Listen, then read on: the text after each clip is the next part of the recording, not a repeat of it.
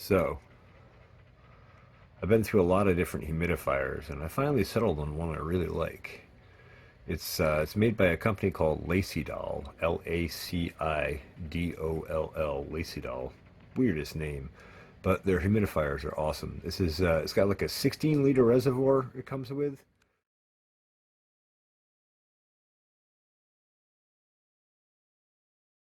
It's got actually dual transducers inside. I guess I should give this a scrub and a clean out while I'm doing this upgrade. And so if one transducer fails, it has a second one. It has multiple power levels. It's rated for a 1,000 square foot space, so it actually will handle the grow tent really nice, and actually will do my whole place nicely. Anyway, the one downside is that when you're running a big grow tent like this 10 by 10 tent here, you tend to burn a lot of water, and I find I have to refill this about once a day, which is kind of annoying. So I'm going to put a 55-gallon drum supply to it, and I figured I'd make a quick video on how I'm doing that. So let's just take a jump into it. Here is the reservoir that comes with it. You can see it's got a level gauge on it, which is kind of handy. And I've decided to put a float valve on it. Basically just drilled a hole here. I think it's around 5/16, a little bigger. I think I measured it out at 9/16 actually. My drill bit was a little small, but I just kind of routed it out, made it work. These float valves that I got on Amazon come with a float gasket. I guess I'll put a link in the description to these kits. And they come with the valve and like a 10-foot piece of tubing, basically the primary setup. And I ordered 2 of these kits because I've got 2 tents, and I might add a 3rd tent at some point. So I figured I would supply everything from one humidifier barrel. That'll be a 55-gallon drum. This guy right here, actually. Picked this up for 20 bucks from a local seller through Facebook Marketplace. It's clean. It's had apple cider in it, or apple cider vinegar. I think cider that has gone to vinegar since it's sat. But anyway, other than that, it's clean inside. So 55-gallon drum. I'm going to set this up on cinder blocks to give a little bit of height so we can get some difference in height, and then we have a gravity feed condition with the siphon. Once we get the tubing full and the siphon set up, you should maintain it. And I'll keep these barrels topped up. I probably won't have to top these, but like maybe, I'm thinking every couple weeks maybe as infrequent as once a month. But that'll make it easy. And what I'm going to do is also stick a float valve in this barrel and set up a 3/4 adapter with a garden hose, so I can just plug the garden hose to the barrel and to the faucet on the sink and turn it on, and when it's full it shuts off so we don't have spills or any kind of a mess issue. So float valve feeds the main barrel, and float valves control the levels in the humidifiers, so we never have excess or not enough. So this is the kit here, the float valve kit.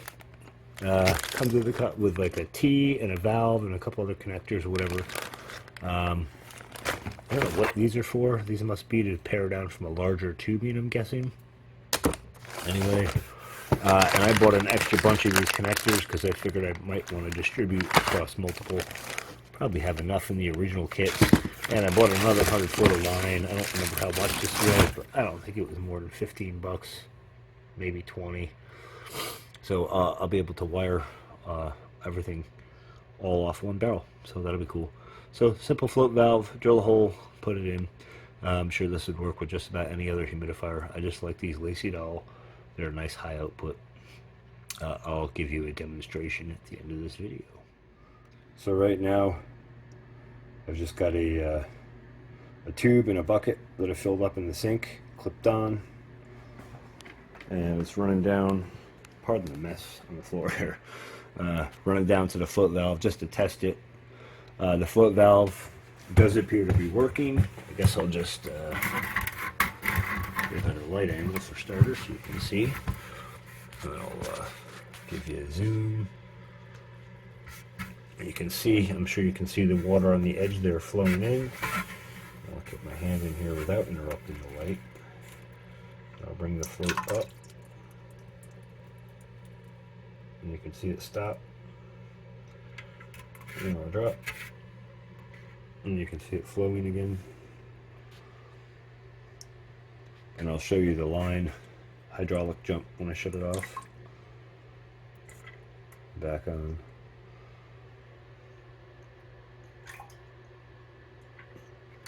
So it's working. Yes, that is a really, really slow flow rate. That's due to the miniature size of this line, the very low vertical drop that it's falling. But it doesn't matter because we're just keeping the humidifier topped up. We're not trying to supply any huge volume. Right, I got the bucket up higher now, so we're flowing faster. Yeah. Now you can see the cold water flowing in to the reservoir from the bucket.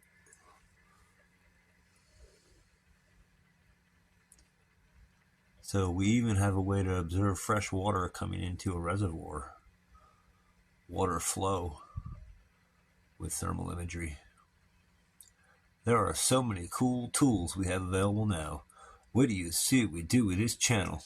Stay tuned. So that'll work well. I'm going to put the rest of this back together and figure out setting that barrel up on some cinder blocks and get that squared away. And then I'm going to figure out how I'm going to fill it. All right, so I've cleaned up the humidifier parts. I'll just show you these parts get build up on them as well. So one of the advantages that you saw, the sediment that was in there before, one of the other advantages we'll have in a big barrel like we're going to use here is we'll get a lot of time for the water to sit stagnant, and that'll let a lot of the particulates and finer sediments settle out of it. So we'll have even less dirt coming into the humidifier that way. So that's not a bad thing. I'll mention while I'm here at it, in case someone else wants to do a different modification, you could actually get another waterproof connector like this, or fabricate your own and get some more of this tubing, and I'm sure this pump will give you a lot more than it's pumping to right now. You probably could go up, set this whole unit on top of a barrel and just drop that down in if you extended it so it would go to the bottom of the barrel, and you could just sit on top of the barrel as your reservoir. Alternatively, I didn't want to consume that much floor space, and also, like I said, it's going to drive other tents and processes, so that's why I'm setting it up this way. Anyway, I just thought I would share that little tidbit in case somebody wanted to do a different modification. I'll just point out there is a nice little valve on this, so it can be shut off independently, so it can be disconnected to be worked on or whatever. And this part here came with a rubber grommet, a nice thick one on the back, and another like a nylon type grommet on the front, and that seems to be holding a nice tight seal. The float is adjustable within a certain range, so yeah, that works good. And let me grab a measuring tape here. I'll give you a measurement how far down we went. There we go. So it looks like to the center, basically you could say, well, 5.5.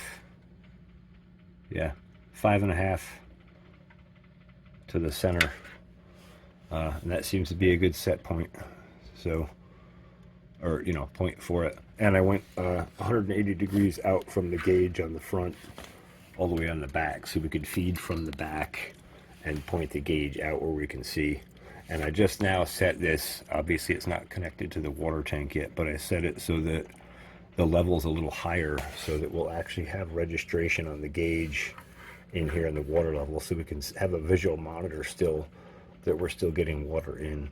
And that way at a glance, when the barrel runs out, say the barrel runs out and not paying attention, the barrel runs out and the feed runs out and this starts to drop, I'll be able to at least notice that if I'm checking it. Who knows if I will be by then. But anyway, so that's that. Real simple to do. Like I said, I think a 9/16 drill bit's the one for that. Go a size smaller maybe, and then just kind of ream out with a drill bit if you need to. Better go a little small than too big and have a hole too big and a leak. So I'm going to drop this. All right, here we go.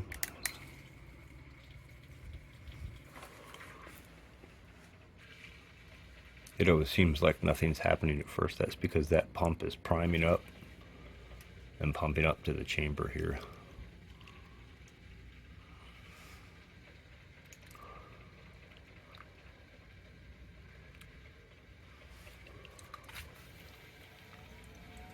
There we go.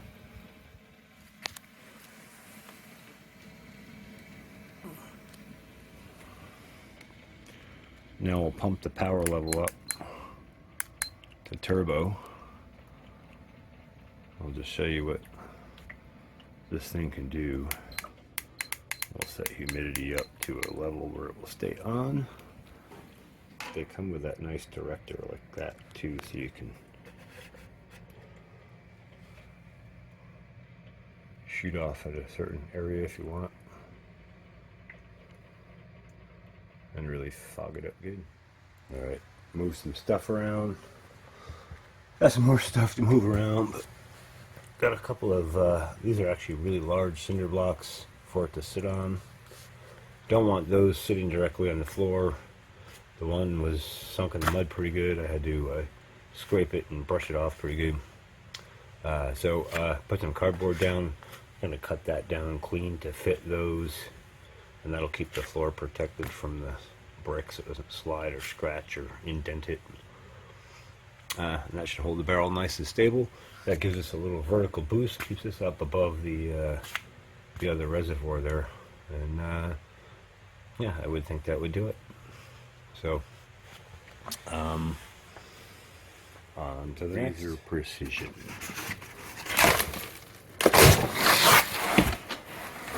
Working on a new project.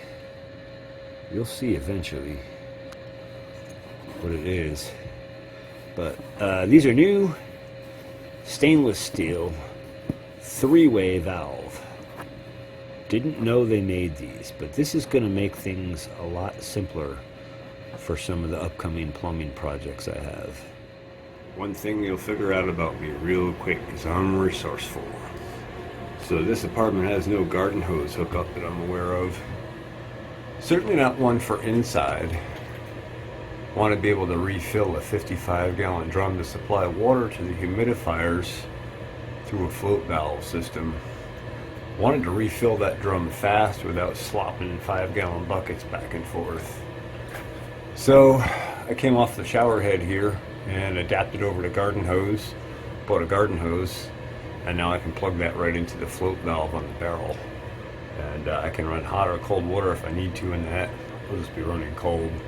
But it'll be nice for if I need to clean out tents or scrub out a soil bin outside. I can just drag the hose out and do it if I need to. But very handy tip. This shower head, I think most shower heads they're 1/2-inch threaded nail pipe thread. So you run a 1/2-inch threaded bushing, and then a 1/2-inch to 3/4 hose output, and then you just plug your hose on, and you're good to go. And I can screw that back off and screw the shower head back on in about 30 seconds. So easy hack. So what we have here for this barrel is a 3/4-inch float valve. They're basically doing the same thing, except on this barrel we're going to modify this top, this insertable plug that threads in, so our float valve will sit right in that, and then I'll pick up another bushing and a 90 and an adapter to go over to garden hose. It'll come up and over and out, so we don't put straight on the garden hose trying to come down in from above. We'll be able to come in from the side.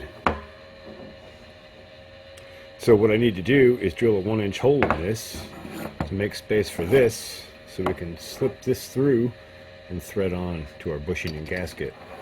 And then we can thread that in and set our float valve. I might not be able to thread that in. Well, I think I will be able to thread it in loosely into the cap, and then we'll thread the cap in, and then I'll spin this into place. But if not, I might have to set the level lower than I really want to, but no big deal. I think it's better than drilling holes in the barrel you keep an unmodified barrel, it could be used for something else later on.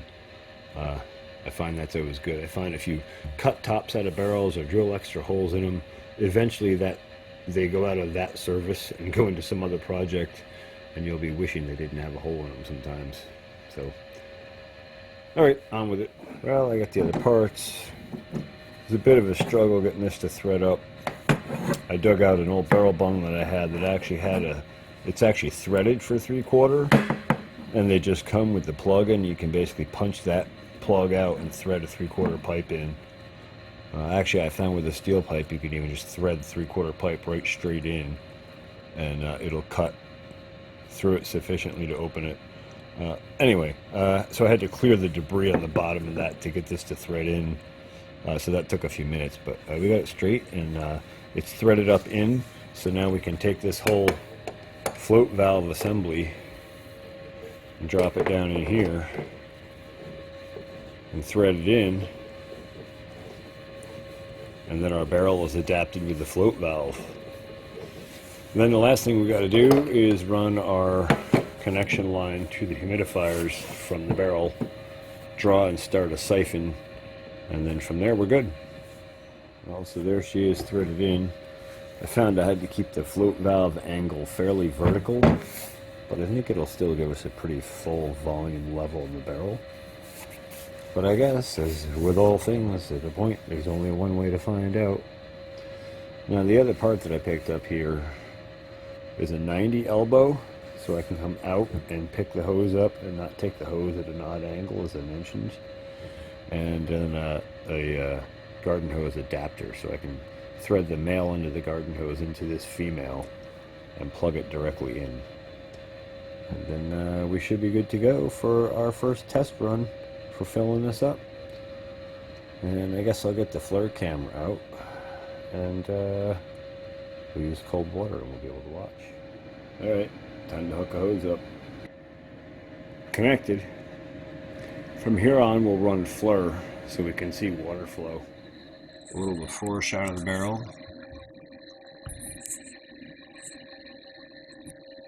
You can see, of course, that fitting is warm from my hands being on it.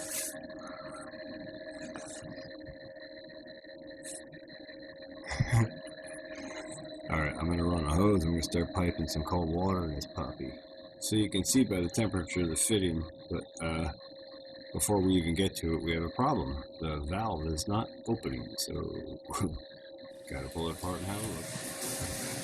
Well, now we got her. I just had a little problem with the float.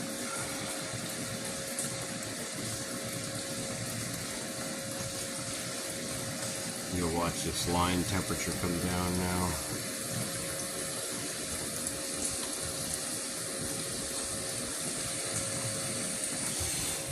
Take a look at the barrel bottom here. Look at that, that's some cold water flowing in there, huh?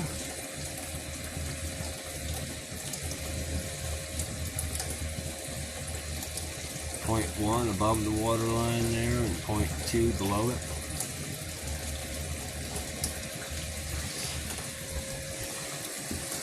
Alright, and I don't have any leaks here.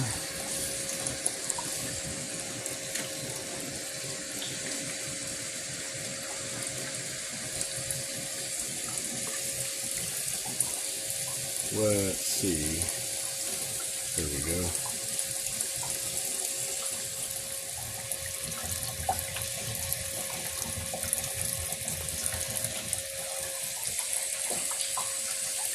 Just so you can compare.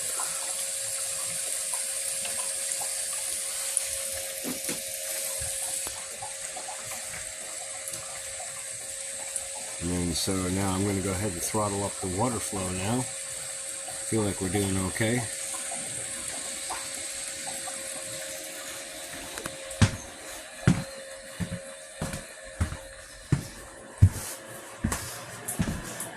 Not too hard to follow that cold line back, is it? We have a bit of a leak up here. Okay. I'm gonna ramp our flow up. See that line temperature drop a little more. Yeah.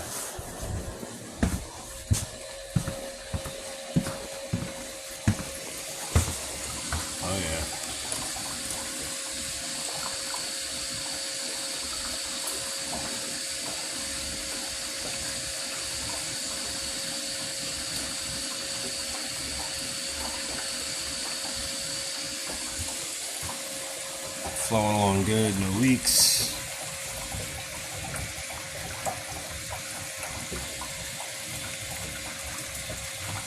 Really can distinguish now.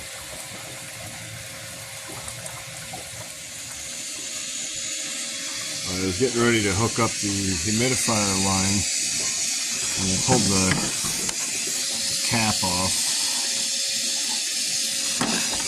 and then I unthreaded the bung, which I'll show you a trick on in a minute. And then as I was unthreading it, I hear air escaping. I realized I didn't have an air hole in it. I thought that cap had a hole in it, but it didn't. So it's a good thing I discovered that, or we'd have been building pressure until bang. Not that a plastic drum would hurt you too bad, but sure would make a scary loud noise and might rip the tent or something. Filling away. Really slow through this valve, but it's filling. And that's the beauty of it. I just let it run while I do other stuff. I don't have to worry about it overflowing and making a mess. So she's filling away.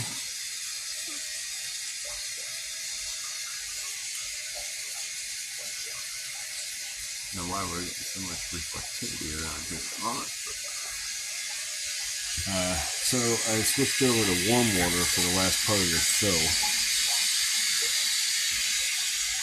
One, because I don't want this tank sinking too much heat from the space in general. I'm going to counter that a little bit. And also because while we're at it, we can have a look at water stratification. Adding warm water on top of cold water, the warm water will stay on top. You'll see. Yeah! Now you can see the line temp. Isn't that interesting? That hot stands out like a sore thumb in this color palette. I have other color palettes. I guess we'll drift through a few for you.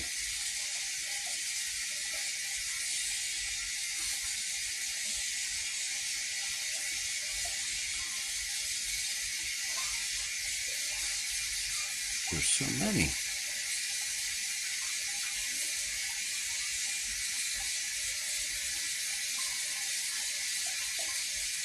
I think the iron red is my favorite though. Things seem to really stand out in this one. So, let's take a look at this puppy, huh? Oh, it's really hard to see layering. Should it come back a bit? Then you can see it a bit. And you can see, oh, there we go. It's starting to show.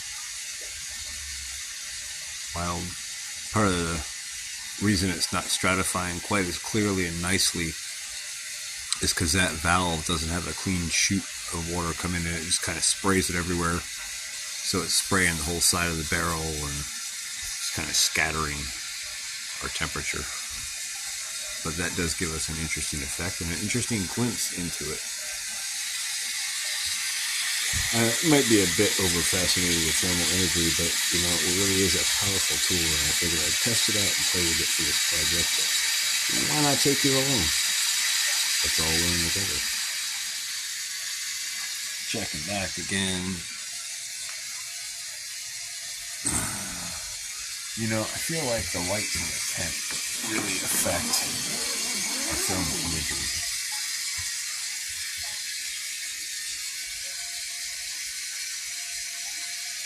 Huh, look at that. Uber cold down at the bottom. We can really see the stratification layers as we come up. And then once we're done filling and everything really settles out, we'll really be able to see it.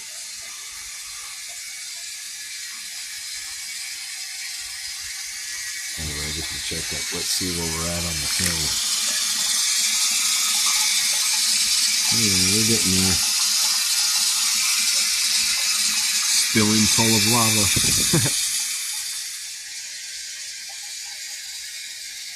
Interesting how it's blending with the upper water because of all that spray action. It really does illustrate the stratification of layers really nicely.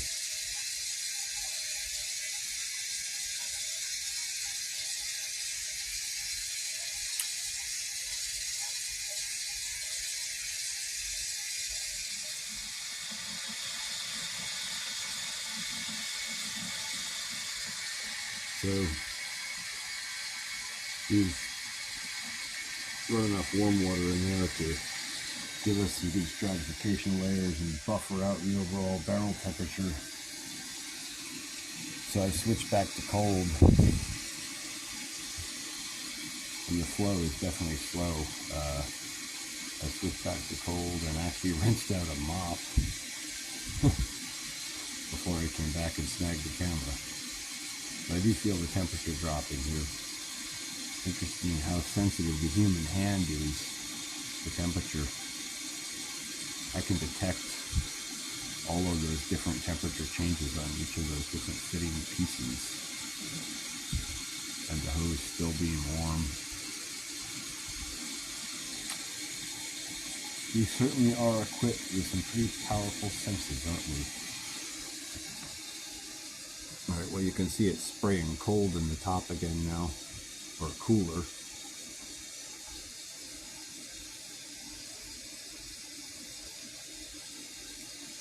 So that'll probably rain down as it tops up to the float valve, which should trip it off fairly soon. I don't think we have a whole lot more than, let's see, we're down to here. Yeah, we probably got another 8 inches. I would figure it'll trip off about here somewhere. Might be closer to the top than I think, but we'll find out.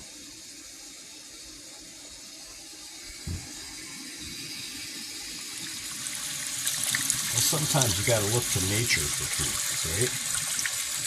I needed a couple of weights to hold the smaller line down.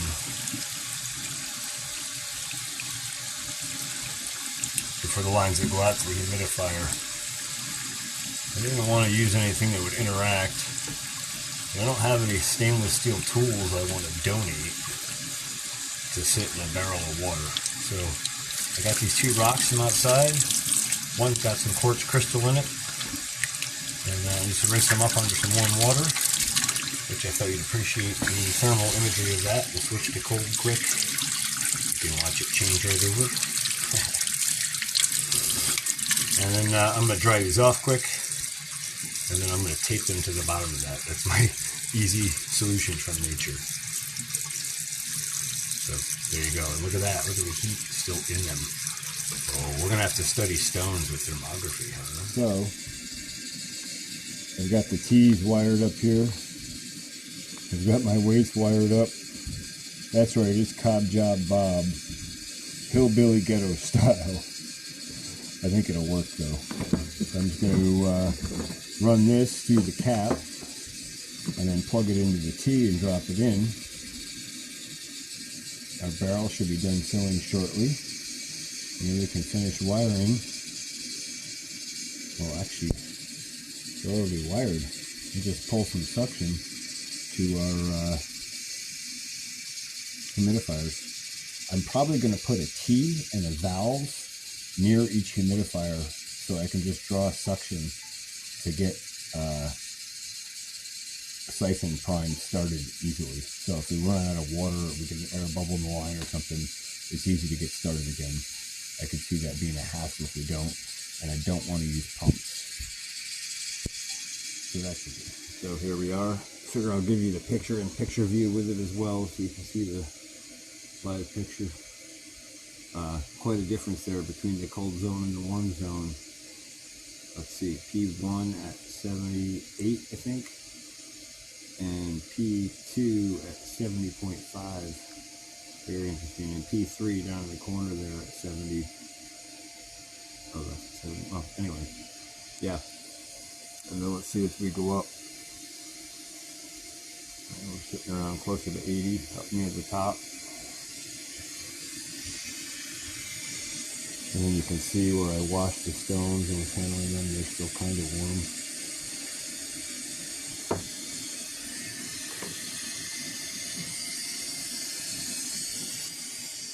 Well, I wasn't really planning on filling right chock full to the top, but I guess since we did, here we are. Get my headlight off. There you go, you can really see stratification layers there. I guess we'll spray it, mixed all that upper portion. But that colder layers, cold down low. We'll just give you a full-size regular view of this. So I plugged into the T here. I get a valve going out to each, so I can turn each off independently. As you saw, there's a valve on each humidifier as well, so you can shut off on each end of the line. We've got our weight stone, so this will sit right to the bottom. I've cut this long enough to sit actually a little beyond the bottom, so it should reach the bottom without too much trouble. I imagine that'll sit a little bit kicked to the side. That should help us not pull sediment directly from the bottom. And I just drilled holes through this so we can run multiple lines, because we'll probably be hooking up other humidifiers at some point for other projects. Or possibly irrigation or whatever. Anyway, room to expand, but closed off so no dirt and debris or anything gets down inside. So I was getting ready to hook up my bleeder and siphon starter lines, and I look, and I didn't have another two. I only had one more two. But then I realized I got these nice little splitters in that kit that I got. So we'll go to the splitter, and one will feed to the humidifier, and one will feed out to a piece of line that we can use to just suck on to pull siphon up to get siphon started, to blow bubbles out, etc. Or pull off water if we need to water a plant. She's just about there, but I'll have to pull that float valve out and just adjust it a little bit. And I just dropped the valve on the shower. I left the hose connected, so it will probably back siphon a bit and pull a little bit of this extra head out, which is not bad because we need room for stones and line to go in to get started. Ideally, I want to have those bleeder lines in place first. By the way, one of the most awesome plumbing tools. A friend of mine gave me this. Takes the like angular type razor blade like you use for a rock knife, locking.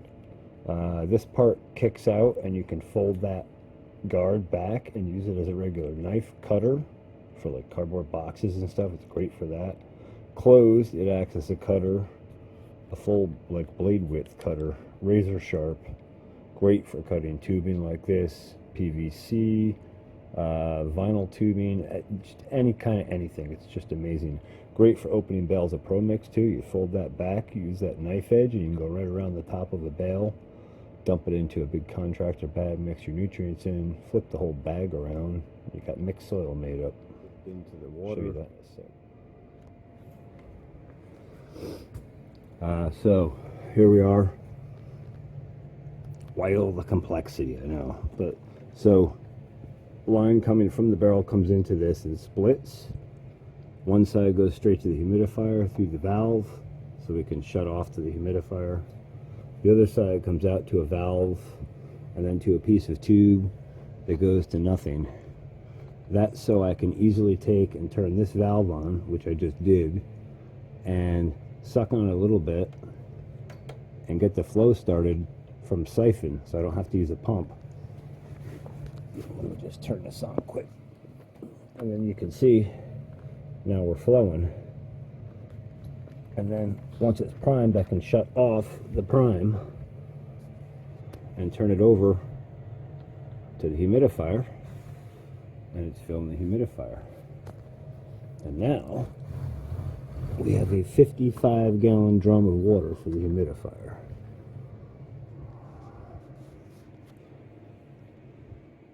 And of course, you might wonder what happens if we do have a leak and it overflows. Fortunately, these tents are lined with dual spill trays, and so these spill trays will handle all that overflow. I would not be happy, but at least it won't create a mess outside of the containment zone. So there we go. And we'll just, I don't even know if we can see the level there.